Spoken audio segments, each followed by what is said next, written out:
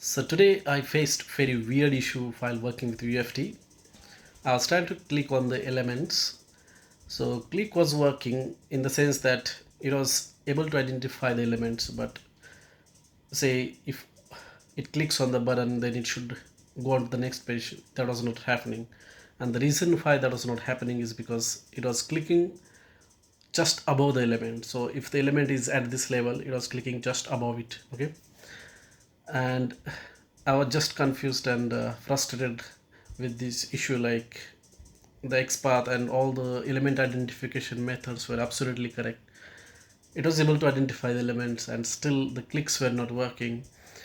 So what I did to fix this is I used the browser in the full screen mode. So basically there is a method on the browser object. So if you do browser dot full screen, and then you have to give one enum which says full screen.